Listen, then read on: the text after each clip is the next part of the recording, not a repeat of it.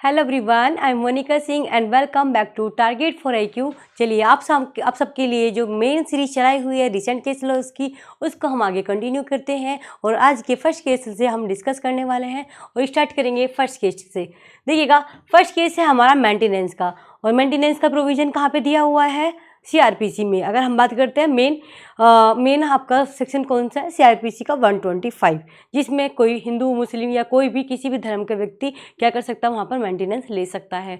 125 में मेंटेनेंस है। इससे रिलेटेड मैं कुछ क्वेश्चन आपसे पूछती हूँ, आप मुझे बताइएगा मेंटेनेंस कौन सा मजिस्ट्रेट दे सकता है, या कोई लिमिट है कि इतना मैक्सिमम मतलब इतना मेंटेनेंस दिया जा सकता है या कोई लिमिट नहीं है। आप मुझे इसका दोनों का आंसर करेंगे, कौन मजिस्ट्रेट देगा या फिर कोई लिमिट है या नहीं है, वो भी आप मुझे बताएंगे। ओके, ये वाली बात बतानी है। अब हम बात करेंगे मेंटेनेंस को लेकर के इनएलिजिबिलिटी क्या है, कैसे है, किसके पास है। ओके, और आप मुझे ये भी बताएंगे कि क्या मेंटेनेंस अगर एक बार दे दिया गया है, एक बार मेंटेनेंस देने के बाद क्या उसमें अल्टरेशन हो सकता है? यस, अगर हो सकता है, नहीं हो सकता तो नो आंसर करेंगे। अगर हो सकता है तो किस सेक्शन में होगा अल्टरेशन, वो भी आप मुझे बताएंगे। ओके, अब बात करने वाली हूँ मैं इन एलिजिबिलिटी फॉर मेंटेनेंस। क्या इन एलिजिबिलिटी फॉर मेंटेनेंस यहाँ पर बोला गया है, सेक्शन 125 के बारे में ये बताया गया है। 125 किसका? सेक्शन 125 में ये हमारा सीआरपीसी का। ओके, थोड़ा सा ध्यान देंगे चीज़ों को समझने के लिए। तो यहाँ पर इनएलिजिबिलिटी, यानी इनएलिजिबिलिटी का मतलब होता है कि वो मेंटेनेंस के लिए एलिजिबल नहीं है, योग्य नहीं है, ये वाली बात यहाँ पर आती है। तो recently the Jharkhand high court, कौन से कोर्ट का जजमेंट है ये?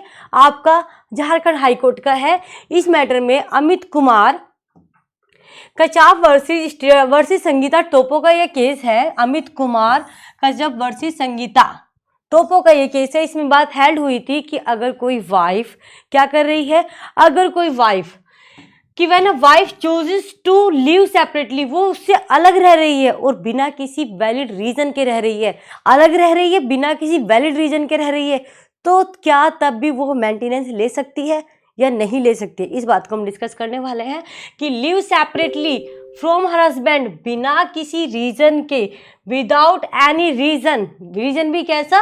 रीजन तो होगा बट वैलिड रीजन भी तो होना चाहिए ना। विदाउट वैलिड रीजन, बिना किसी वैलिड रीजन के, तो क्या अब क्वेश्चन यहाँ पर ये उठा, एक क्वेश्चन है आप लोगों से, वीडियो को शुरू मतलब आगे देखने से पहले आप खुद ही इसका आंसर कर सकते हैं मुझे, कि अगर कोई महिला बिना किसी वैलिड रीजन के अपने हस्बैंड से वो सेपरेट रह रही है, उसकी सोसाइटी से अलग रह रही है, तो क्या वो फिर भी मेंटेनेंस लेने के लिए अंडर सेक्शन 125 एंटाइटल है या नहीं है? अब यह इस केस में क्या बात हेल्ड हुई है वो मैं आप लोगों को बता रही हूँ कि अगर वो इस तरीके से अपने हस्बैंड से अलग रह रही है, बिना किसी वैलिड रीजन के रह रही है, तो क्या है यहाँ पर? She is not eligible for maintenance.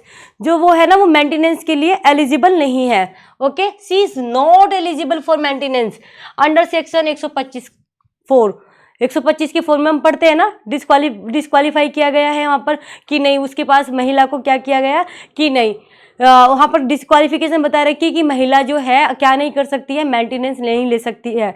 कब? अगर वो एडल्ट्री में रह रही है, बिना किसी रीजन के वो हस्बैंड की सोसाइटी से अलग रह रही है, तो भी वहाँ पर क्या नहीं कर सकती है, मेंटेनेंस नहीं ले सकती है। या फिर वो म्यूचुअली सेपरेटेड है, म्यूचुअली है तो भी नहीं ले सकती है। और यहीं पे एक और बात आ जाती है कि अगर वो बिना किसी वैलिड मतलब रह रही है लेकिन बिना किसी वैलिड रीजन के अगर सोसाइटी से अलग है हस्बैंड की, तो वो मेंटेनेंस यहाँ पर नहीं ले सकती। इस वाले केस में ये बात हेल्ड हुई थी 125 के 4 ऑफ सीआरपीसी में हमने बात कर ली है। 125 मेंटेनेंस के बारे में बात करते ही है। फर्स्ट केस था, हमने डिस्कस कर लिया है, सिंपल सा, कि अगर बिना किसी वैलिड रीजन के रह रही है तो क्या हो सकता है, वो क्या हो सकता है, उसको मेंटेनेंस के लिए एलिजिबल नहीं माना गया है। यहाँ पर इस झारखंड हाईकोर्ट का ये मैटर है। आगे देखेंगे सेक्शन 489B, कहाँ का? आईपीसी का। 489B ऑफ आईपीसी के बारे में पढ़ेंगे हम। देखिएगा 489B पहली बात कहता क्या है, पहले मैं आप लोगों को ये बता दूं प्रोविजन के बारे में कि 489B कहता क्या है। अब आप जब आप इस प्रोविजंस को पूरा पढ़ लेंगे तो आपको ये भी बता दूंगी मैं कि फिर इस सेक्शन को लेकर के जो नया केस आया उसमें क्या बात हेल्ड हुई है या किस पॉइंट को बताया गया, वो मैं आप लोगों को बताऊंगी यहाँ पर। तो सेक्शन 489B ऑफ आईपीसी क्या कहता है, क्या बात करता है कि यूजिंग, क्या बात कर रहे हैं यहाँ पर, एक बात बता देती हूँ आपको। जब आप क्या यूज कर रहे हो, फोर्स या काउंटरफिट करेंसी, ओके, कहाँ पर, क्या, किस चीज का, काउंटरफिट करेंसी का। फोर्स और काउंटरफिट करेंसी नोट्स और बैंक नोट्स इज जेन्युइन, उसको किस तरीके से दिखाने के लिए कि वो जेन्युइन है, आप उसका यूज कर रहे हैं।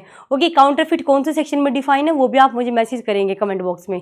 ओके, बात करेंगे इट स्टेट दैट हूएवर, अगर कोई व्यक्ति सेल करता है या बाय करता है या रिसीव करता है किसी पर्सन से, फ्रॉम एनी अदर पर्सन, किसी पर्सन से या और अदरवाइज किसी और तरीके से, ट्रैफिक्स इन और यूज एज जेन्युइन, उसको कि तुम मतलब उसको क्या यूज करना है, एज अ जेन्युइन उसको यूज करना है। बट वो करेंसी कैसी है, वो एक फोर्स करेंसी है, काउंटरफिट करेंसी है। एनी फोर्स और काउंटरफिट करेंसी आप उसको किस तरीके से दे रहे हैं जिससे कि वो उसको क्या करेगा, as a genuine currency use करेगा, बट वो कैसी है, फोर्स है या काउंटरफिट करेंसी है। ओके, नोट और बैंक नोट, ये वाली बात हो गई यहाँ पर। नोइंग और having reason to believe the same, उसको क्या या तो उसको नॉलेज है, दो बात चीजें यहाँ पे बात आ रही है क्या, एक तरीके से क्या है यहाँ पर, या तो नोइंग यानी जानता है वो इस चीज को नोइंग, और हैविंग क्या, reason to believe. Reason to believe की डेफिनेशन कहां पर है वो भी आप मुझे कमेंट बॉक्स में जरूर बताएंगे। Reason to believe, okay, reason to believe या तो उसको रीजन टू बिलीव है, काउंटरफिट की डेफिनेशन, रीजन टू बिलीव की डेफिनेशन आप मुझे जरूर बताएंगे कि या तो उसको नॉलेज है या रीजन टू बिलीव है कि the same to be forged और काउंटरफिट शैल बी पनिश। अगर आप किसी को ये जानते हुए कि वो डॉक्यूमेंट फोर्स है या काउंटरफिट है, आप किसी को डिलीवर करते हैं या डिलीवर करवाते हैं किसी तरीके से, तो उसको क्या पनिशमेंट मिलेगी, अब देखिएगा वो पनिशेबल होगा either description for a term which में एक्सटेंड टू, या तो 10 ईयर्स तक की हो सकती है, मतलब 10 ईयर्स तक की इम्प्रिजनमेंट हो जाएगी, एंड प्लस हो जाएगा फाइन। 10 ईयर्स प्लस फाइन, क्या हो रहा है यहाँ पर, 10 years plus fine. Okay, 10 years और फाइन यहाँ पर हो जाएगा आप लोगों का। ये बात हो गई। तो अब इसी बात, ये तो आपने समझ लिया सेक्शन क्या बात कहता है। अब मैं आपको बताने वाली हूँ इस सेक्शन को लेकर के नया केस क्या आया है उसके बारे में बात करने वाली हूँ। भैया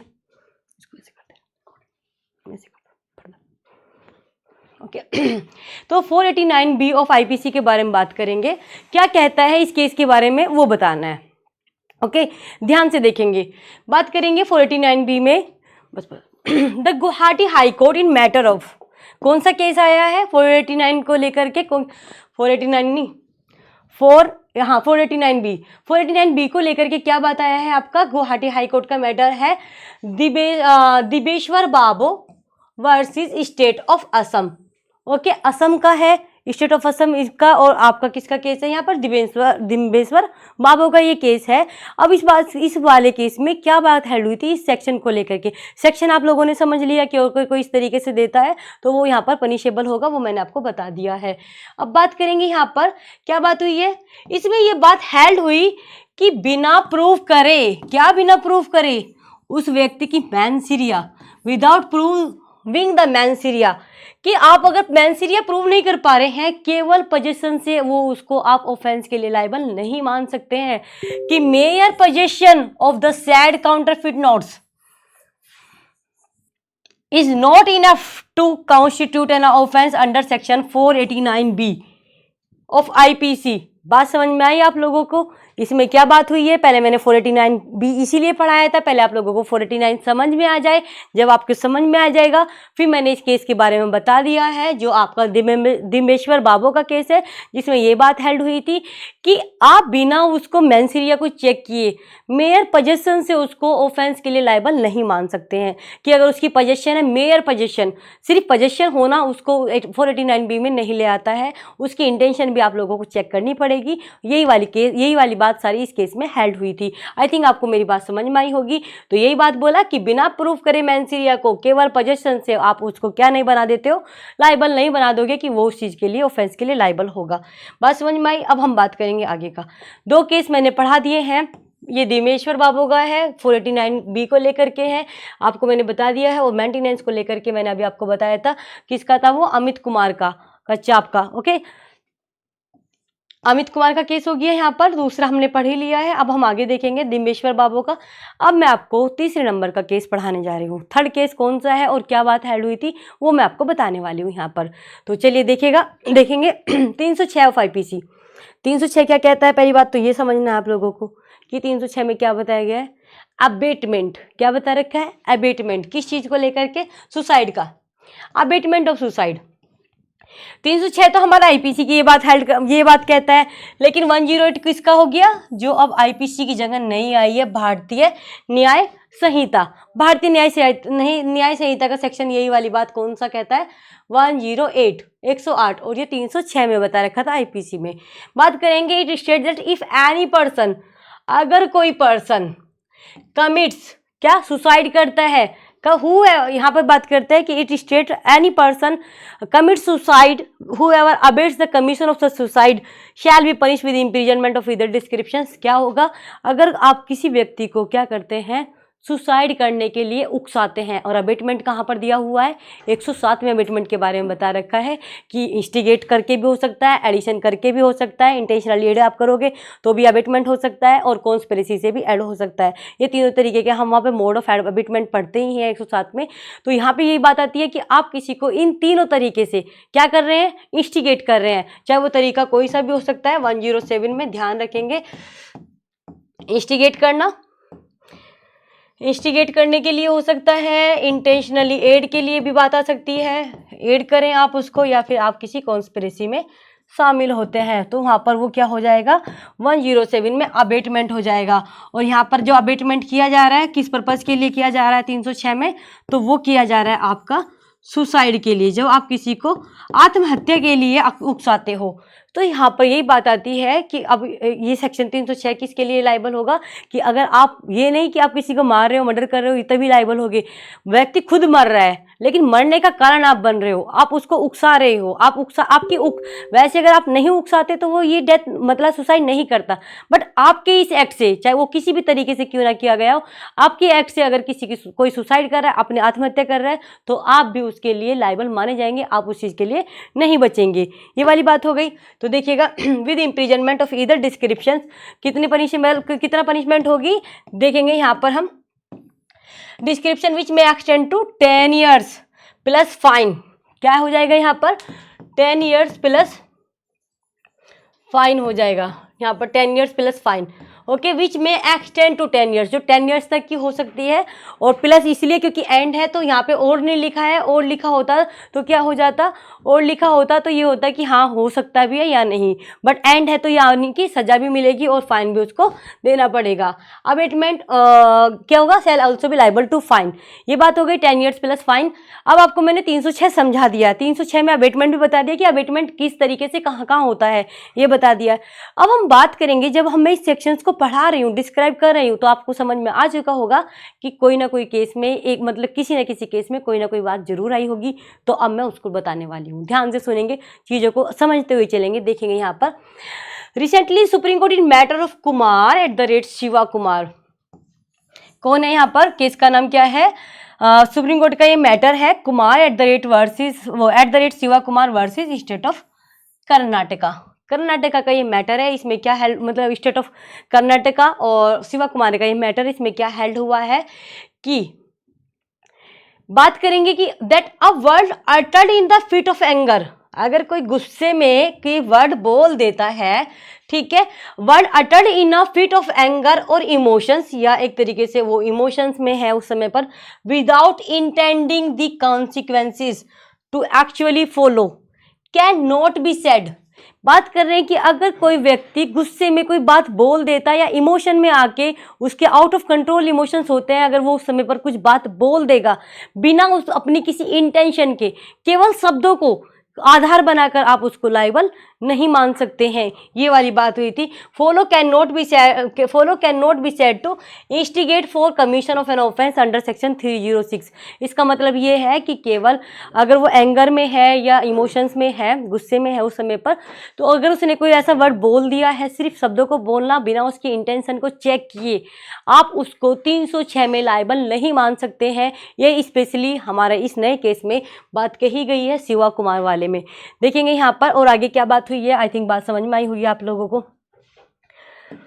क्या 306 ऑफ आईपीसी के लिए लायबल नहीं मानोगे, कि इंस्टिगेशन किया गया, can not be said to be instigation for committing an offence under the provision of section 306। और 306 क्या कहता है मैंने पूरा एक्सप्लेन कर दिया है। अब मैं आपको क्या करती हूँ, पहले मैं एक्सप्लेन करती हूँ वो सेक्शन जिसके बारे में मैं ये नया केस बताने वाली हूँ, जिससे कि आपको उसको लिंक किया जा सके, यानी कि आप उस चीज़ को कंटिन्यू कर सके कि ये वाली बात तो कही गई है सेक्शन में, अब केस में और नई बात क्या आई है, क्योंकि केस हमेशा नई बात ही लाता है।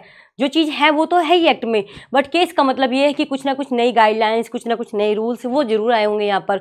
तो चलिएगा नेक्स्ट केस अब हम इससे आगे डिस्कस करने वाले हैं, आगे का देखेंगे। देखिएगा ये है आपका पॉइंट, सेक्सुअली कलर्ड रिमार्क। ये केस आया है रिसेंटली, किसका, कलकत्ता हाई कोर्ट का है। किसका केस है ये आपका, कलकत्ता हाई कोर्ट का है, कलकत्ता हाई कोर्ट का in the matter of Janak Ram versus state.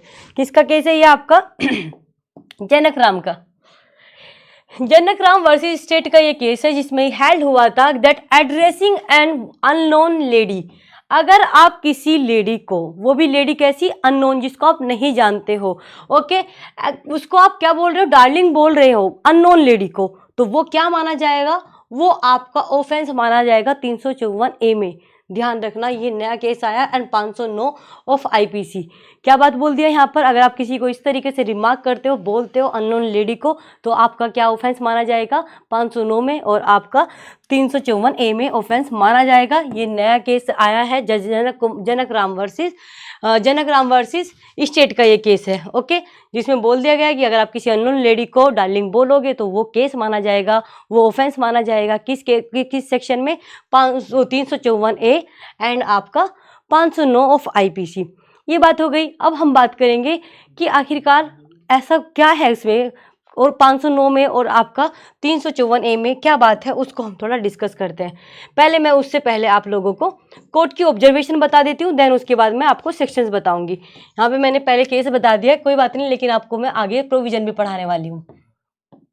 Single bench जो है हमारी, एक सिंगल बेंच का जजमेंट है। जस्टिस हमारे कौन है यहाँ पर, जय सेन गुप्ता है। जस्टिस जय सेन गुप्ता ने क्या ऑब्जर्व किया था, देखेंगे ध्यान से, कि addressing in a non lady, चाहे वो पुलिस कांस्टेबल हो, क्योंकि यहाँ पर इसमें पुलिस कांस्टेबल को बोला गया था, तो चाहे कोई पुलिस कांस्टेबल हो चाहे नहीं हो, कोई जरूरी नहीं पुलिस कांस्टेबल है के साथ ये केस हुआ है तो आप उसी के लिए ये केस रूलिंग लाए हो, नहीं, अननोन लेडी हो, मतलब अननोन कांस्टेबल हो, पुलिस कांस्टेबल हो या नहीं हो, ऑन द स्ट्रीट, गली में, बाय अ मैन, जो मतलब ड्रिंक किए हुए हैं, और नॉट विद दी वर्ड्स, आप उसको क्या नहीं कर सकते हैं, इस तरीके का कोई रिमार्क नहीं दे सकते हैं, आप उसको डार्लिंग वर्ड से मतलब डिनोट नहीं कर सकते, संबोधित नहीं कर सकते हैं।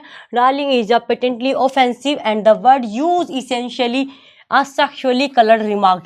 अगर आप इस तरीके से किसी को बोलते हैं अननोन लेडी को, तो क्या माना जाएगा वहाँ पर, वो एक ऑफेंस की कैटेगरी में माना जाएगा। सिंपल सी बात है, चाहे वो पुलिस कांस्टेबल हो चाहे वो कोई भी लेडी हो, किसी के लिए भी। बात समझ में आई, यहाँ तक बातें क्लियर हुई होगी आपको। अब मैं इसे थोड़ा सा आगे का बताती हूँ, जिस सेक्शन की मैं बात कर रही हूँ, इस सेक्शन में क्या है इसको बताती हूँ। 354A ऑफ आईपीसी क्या कहता है, देखिएगा ध्यान से। Section 354A of IPC deals with sexual harassment and punishment for sexual harassment. क्या क्या बात आती है कि दिस सेक्शन वाज इंट्रोड्यूस कब हुआ था, ये 2000 वाला निर्भया रेप केस वाली जो वो आई थी गाइडलाइंस या जो सारे रूल्स आए थे, 2013 का अमेंडमेंट आया था, इसमें ये सारी बातें आपकी ऐड हुई थी। अब यहाँ पर क्या बात करेंगे हम, थोड़ा सा इसको देखेंगे, देखिएगा।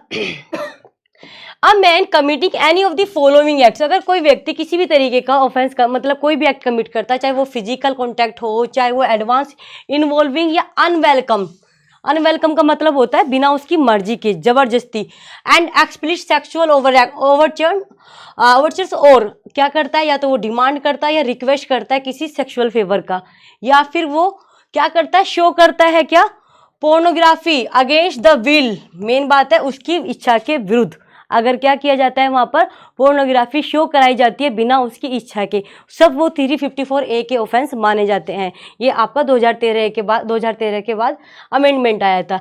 या फिर वो ये जो केस आया ना, ये इस पॉइंट को लेकर के आया है, जब आप टिप्पणी करते हो, जब आप लोग कमेंट करते हैं, क्या, जब आप किसी के खिलाफ क्या कर रहे हैं, कमेंट कर रहे हैं, वो भी कैसा, एक तरीके से सेक्सुअली कलर्ड रिमार्क, इसी पॉइंट को लेकर के बात आई थी कि इस तरीके से बोलोगे तो आप इस ऑफेंस में माने जाओगे। जो अलग अलग तरीके से बोला जाता है किसी को इंडिकेट करते हुए, तो वो यहाँ पर टिप्पणी कमेंट करना 354 के 4 क्लोज में 4 पॉइंट में आ जाता है। बातें क्लियर? आगे देखेंगे यहाँ से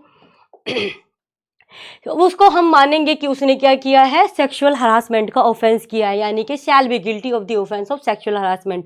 यहाँ पे एक वर्ड लिखा हुआ है एनी मैन, यानी ये ऑफेंस ये किसके लिए दिया गया है, स्पेसिफिक आपका एनी मैन। ये क्वेश्चन बना हुआ है आपका कि मैन है या क्या वर्ड दिया हुआ है, पर्सन दिया हुआ है, क्या दिया हुआ है, मैन है यहाँ पर, कि any man who commits the offence specified in close.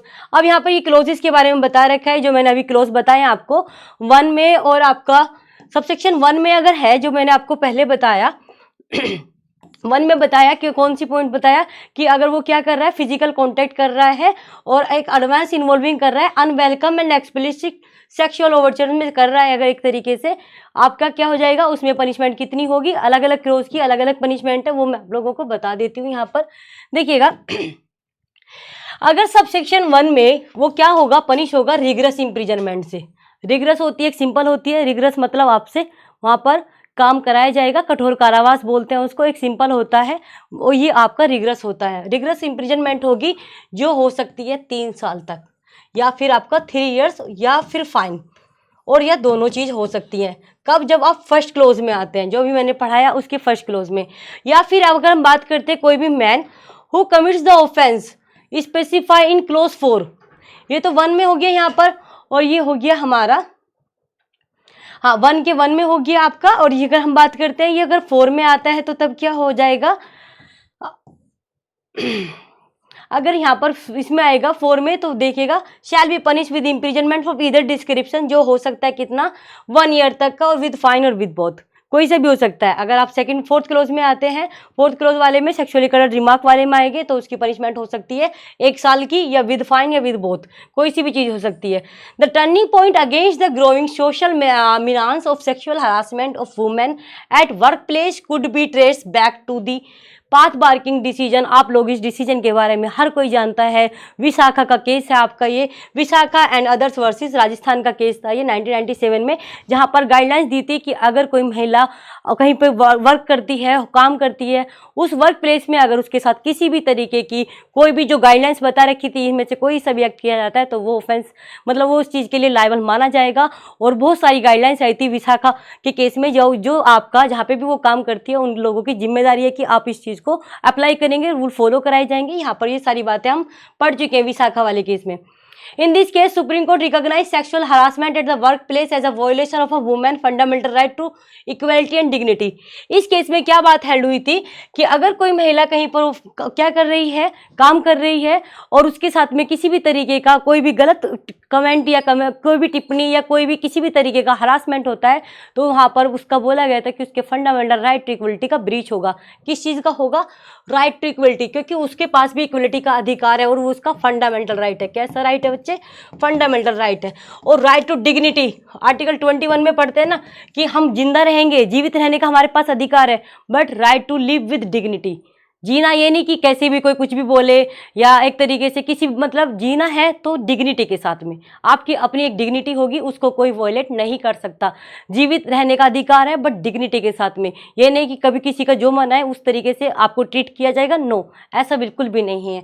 Okay, तो ये सब हमारे 14 एंड 21 के बात को लेकर के विशाखा वाले केस में गाइडलाइंस आई थी। बात करेंगे नेक्स्ट आपकी, this section deal with the word gesture और एक्ट इंटेंडेड टू इंसल्ट और मोडेस्टी ऑफ अ वुमेन। ये सारी चीजें हम यहाँ पर देख ही चुके हैं। आगे देखेंगे 509 को लेकर के, ये तो हो गया, यहाँ पर हमने पढ़ लिया 354A के बारे में पढ़ लिया वहां पर। आगे देखेंगे, एक सेकेंड, 509 पढ़ाने वाली हूँ मैं आप लोगों को। 509 में क्या दिया गया है वो बताने वाली हूँ। 354A हो गया एंड आगे देखेंगे 509। जो 509 है, 509 में क्या बात आई थी, क्या बात कही गई है कि this section deals with words, चाहे वर्ड्स हो, जेस्चर्स हो या एक्ट्स हो, वो भी कैसे, जहां पर इंटेंशन हो किस चीज की, इंसल्ट करने की, मोडेस्टी ऑफ अ वुमेन, स्त्री की लज्जा भंग करने की जहां पर इंटेंशन होती है, वहां आप 509 के लिए लायबल होंगे। चाहे आप कोई जेस्चर क्रिएट करें, कोई एक्ट करें, या किसी भी तरीके का कोई वर्ड्स, जेस्चर या एक्ट, आपकी इंटेंशन है, आपकी इंटेंशन क्या है कि आप उसको इंसल्ट कर रहे हैं, किसको, महिला की मोडेस्टी को, the modesty of women. Okay, ये वाली बात हो गई यहाँ पर कि it is stated the whoever intending, जिसकी इंटेंशन है कि इंसल्ट करने की, मोडेस्टी करने की, ऑफ एनी वुमेन, जो अटर करता है कोई वर्ड्स, कोई बोलता है किसी भी तरीके का, या एक तरीके से कोई साउंड क्रिएट करता है, या कोई जेस्चर करता है, जेस्चर इस तरीके से कर रहा है कि जिससे कि उसकी इंटेंशन सो हो जाए कि वो उस महिला की मोडेस्टी के अगेंस्ट कर रहा है। Okay, insult the modesty, gesture और एग्जिबिट्स, या कोई एक तरीके का कोई ऑब्जेक्ट एग्जिबिट या दिखा रहा है उसको, इंटेंडिंग दैट सच वर्ड, या तो उसका वो वर्ड ऐसा है या उसकी साउंड ऐसी है जो एक तरीके से वो सुनेगी, जो वर्ड्स या साउंड शैल बी हियर्ड, जो वर्ड्स या जो भी उसने साउंड बोली है shall be heard, that such gesture or object shall be seen, sound और वर्ड जो उसने सुने हैं, जो जेस्चर और ऑब्जेक्ट जो उसने देखे हैं, बाय सच वुमेन, उस महिला के द्वारा जो देखे और सुने गए वो वर्ड्स वगैरह हैं, जेस्चर ऑब्जेक्ट्स हैं, और introduce upon the privacy of such women shell be punish with, अगर इस तरीके से उस महिला के साथ में ये सब चीज़ें की जा रही हैं, चाहे वर्ड से, जेस्चर से, या किसी भी तरीके से किया जा रहा है, तो वो सिंपल इम्प्रिजनमेंट के लिए पनिशमेंट होगा 3 साल का। कितने साल तक का पनिशमेंट एक्सटेंड हो सकता है, विच में एक्सटेंड टू 3 years, एंड क्या हो सकता है, प्लस फाइन। दोनों चीज़ें यहाँ पर आ जाएंगी। 3 years इम्प्रिजनमेंट हो सकता है 3 years तक, एंड उसमें फाइन भी हो सकता है, प्लस फाइन। ओके, दोनों चीज़ें यहाँ पर होंगी। तो ये मैंने आपको 509 और 354A और इसका जो केस था वो भी बता दिया है। इस तरीके से जो मेन केस के लिए लेके आई थी वो मैंने आपको पढ़ाए हैं। आप लोगों से जो क्वेश्चन पूछे हैं उसका आंसर करेंगे, और जो भी आपका रिव्यू होगा वो ज़रूर बताएंगे। एंड मिलते हैं इसी तरीके से नए केस और बहुत सारे लेके आऊँगी आप लोगों के लिए। आपको इसको अच्छे से पढ़ना है। And thank you everyone, thank you.